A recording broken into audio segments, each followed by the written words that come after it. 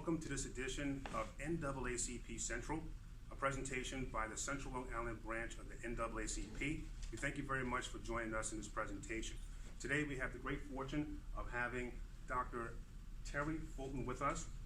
Thank you so much for being with us today. Thank you for this opportunity. It is a pleasure to be here. Thank you you so much. Let's dive right in. Really a contentious elections cycle this year.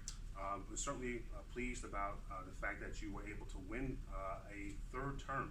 Is that correct? That's correct. All right. And just a question, what inspired you to run for office in the first place? Well, as you have stated here, this was my successful third term here, and I do have children in the district. I have a son that's in 11th grade and also a son that's in 9th grade.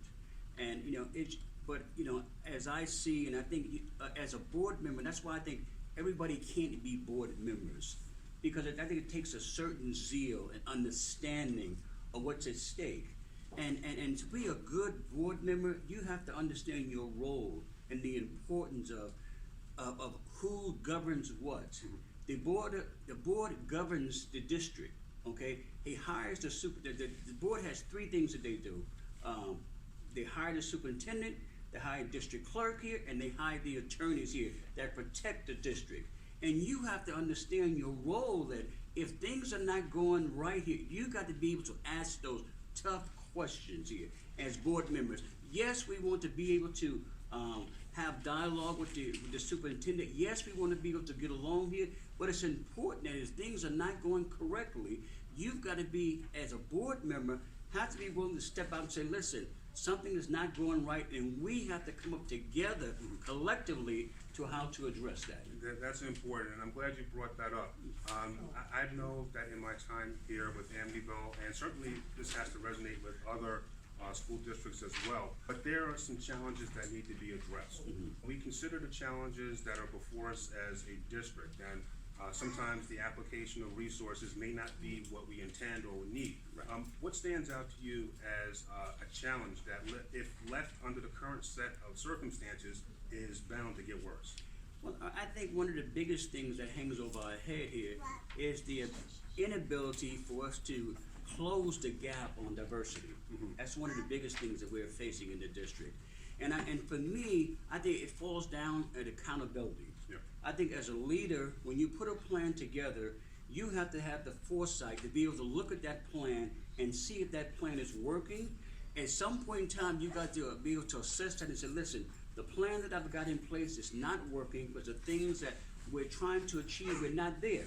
So as a great leader, you got to be able to switch off that plan, put another plan in place, and that addresses the needs of the community of the district. The district consists of South Amityville, North Amityville, and East Massapequa. And we have to be smart enough as board members, smart enough as the superintendent and the administrators to ensure that we're addressing the whole district here and just not a piece of the district. Okay. A couple of things stand out about that response. You talked about accountability. I've been to several meetings, board meetings this past year, and one of the things that stand out, yes, we have folks that have to be accountable. There are different pieces to the pot. But one thing that I've noticed is that the parental involvement is missing. Right. What can be done more to increase parental involvement? I'm glad you raised that question here, because I think that's so dear, and that's a part here I think that is missing from this whole equation. Because as a parent, whether you are the parent of that child or grandparent of that child, a aunt or uncle here, it's important that you come out to voice your opinion.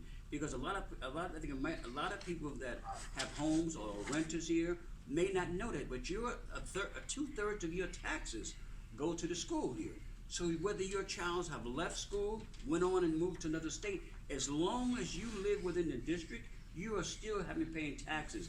And a large part of your taxes go to the school district. So it just makes sense that you would come out and voice an opinion. Maybe you don't have a child that's in the district, but the person up the street has a child. A person around the corner has a child. And we are supposed to be our brother's keeper. One of my goals is going to be in the next 3 years here to constantly, and I'm not waiting, but constantly be out there and encouraging parents to come out, voice their opinion voice their concerns here, and let's all get on the same page here so we can address the needs of the district. That's great.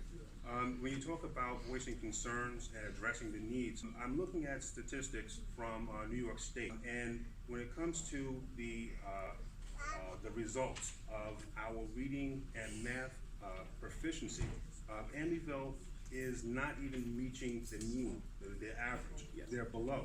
Yes. The numbers that I saw put us somewhere near 40% for both of those indices. What is the school district doing to help elevate the proficiencies of our students to the extent where it's not just 40% and trending up by 1%, but how do we get to a acceptable threshold for our children with respect to those two? I think that's a great question, and I think that's, once again, you have to be honest with yourself here. And once statistics come out here and you're looking at those numbers, you got to be honest with yourself and say, are the things that we're doing addressing the needs of the district? And that becomes difficult at times because that includes board members. Board members got to be able to, they got to, for me, I think it's so dear to me because when I go home at night and after we've voted on certain things here, I want to be able to go home and be able to lay down and say, you know what, I did the very best for the children of the district here, not just for my child here, but for everybody. So at board members here, you have to be able to step outside of, it's not about go along to get along, but be able to address the issues and be honest about it and say, listen, we've been down the street before here.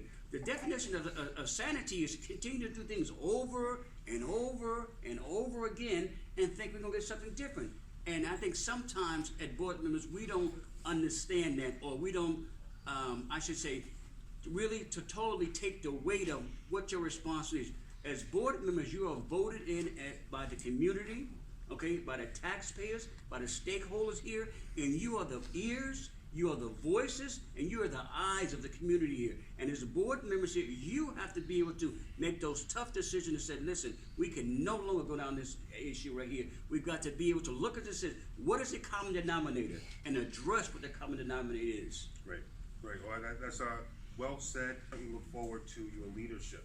I know you somewhat as a diverse man. Is there any other projects that you have going on that you'd like to share with us? Well, I think, once again, as we move forward and school is about to end, I think I just want to wish everyone a happy and safe summer. Yes, you too. But also be able to, we have to instill in our children here that they can be successful, they can be triumphant in anything that they put their mind to. Now, I'm just a firm believer. I'm a graduate of from Cheney University. I've had my master's from Duke University, and I have my doctorate from Morehouse.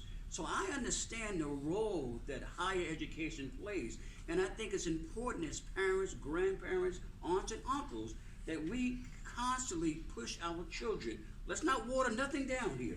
No, because when we water it down, we're setting our kids up for failure. Because when we go out to the world is not going to be easy on them here. So we have to prepare our children to make sure that we have given them the best opportunity to be successful. Thank you again, Doctor, for being with so us. much. We appreciate it. Thank you. And thank you for joining us today. We look forward to having you join us at future presentations of NAACP Central. I'm Thomas Goddard. Have a good day, and as always, be blessed.